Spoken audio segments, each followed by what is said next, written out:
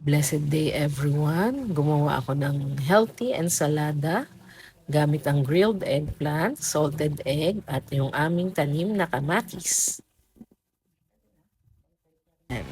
Ang mga hinalo ko, grilled eggplants, sibuyas Tagalog para mas mabango. Tapos yung kamatis galing yan sa tanim namin.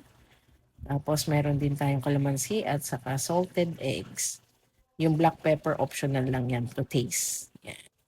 So, ready na tayo. So, yan, pinunasan ko yung mga area dyan, yan, para i-chop ko na yung aking paggagawa ng salad. Ensalada, yan, hiniwa-hiwa ko na dyan yung ating inihaw na eggplant. Maliliit lang, yan ang inuna ko. Yan, 2 peraso lang yan, pero malaki yan eh. Mahabang payat. Yan yung eggplant namin. So, ganyan ginawa ko. Para smoky flavor siya, inihaw ko muna. Tapos i-roughly chop natin siya. Malambot na yan, nakikita nyo naman, malambot na malambot.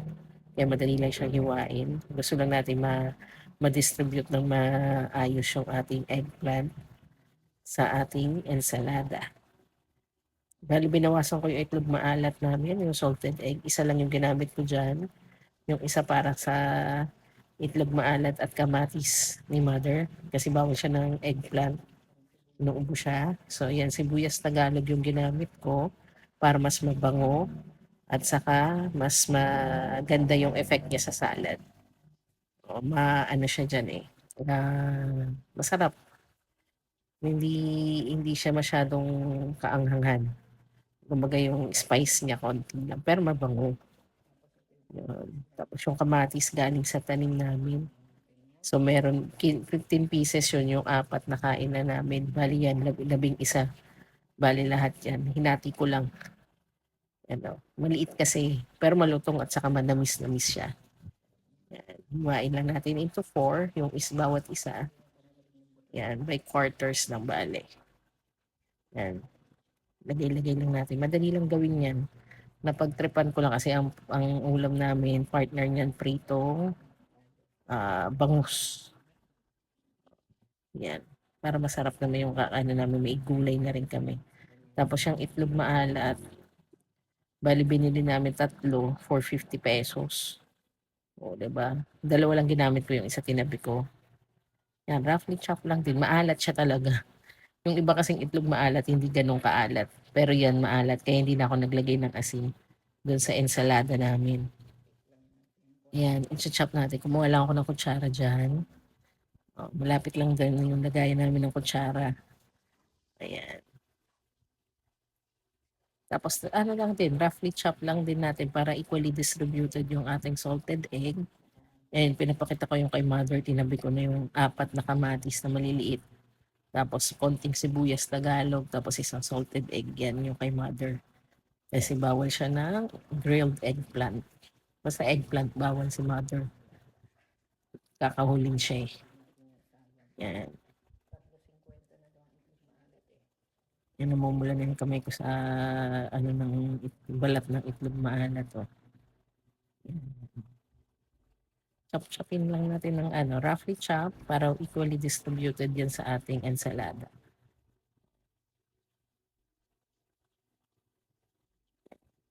Para mabilis. Dire-diretso lang ang ating paghihiwa. Yan. Nakita ko kasi na marami na yung salad kung yung grilled eggplant. Kung gagawin kong 2 yung salted egg, pwede naman. Pero baka maging sobrang alat. Tinabi ko na lang yung isa.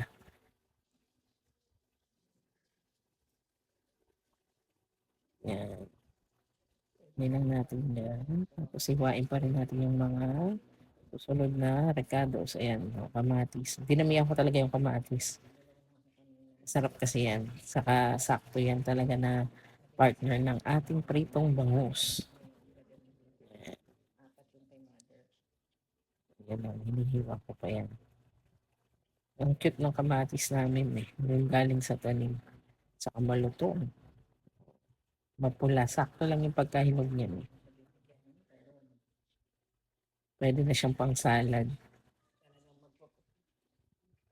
Tapos ayan, nandiyan si mother, nagugulo. Gusto niyang tumingin sa ginagawa ko, pero hindi ko na siya pinalapit. May may ubo kasi siya. Mamaya maubuhan yung aking ginagawang salad. Yan. Tapos ayan, chop lang natin ng maayos yung ating mga iba pang recados dyan. Tapos kumuha, ayan, pinakita ko na pwede na, marami na, di ba? Mapupuno ko na yung aking ano, isang microwavable na lalagyan. Yan. Yung kalamansi na yan, nagkamali ako ng hiwa dun sa isa eh. Yan, kaya yung pangalawa yun ang pinigaan ko. Pero pinigaan ko rin yung dalawang kalamansi talaga ginamit ko dyan. Instead of suka. Mas masarap ang kalamansi para balance yan. Kasi usually yung iba ginagamit suka. O, eh, may kalamansi naman kami. So, gamitin na natin yung kalamansi. Diba? Tapos mix-mix lang natin. Tapos para medyo may spice siya ng konti. Naisipan ko din lagyan niya ng black pepper. Yung pino lang. Yan, mix lang muna natin. Para may konting spice. Nalagyan natin ng ating pipino. Ay, ano, black pepper. Kung may pipino din pala, masarap din haluan yan. Kaso wala na akong pipino eh. Bongga na rin yan. Sarap magkamay kasama na kasabay ng pritong bangus. Yan. Ayan. Hindi ko na pinakita yung kay mother na ginawa ko yung kanyang salted egg, tomatoes, and sibuyas Tagalog. Kasi hiwain mo lang din naman ng ganyan din yan. Eh, kumukuha ka ng black pepper. Ng pino lang. Para medyo may spice ang ating ensalada. Ayan. Diba yung ang aming black pepper eh disupot, di takal lang. O, sa pampalengke lang eh.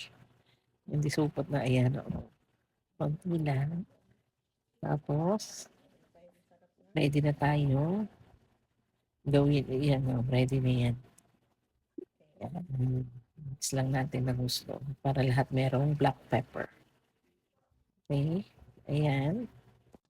Ayan. Tapos na yung ating salted egg with tomatoes and sibuyas Tagalog para kay mother.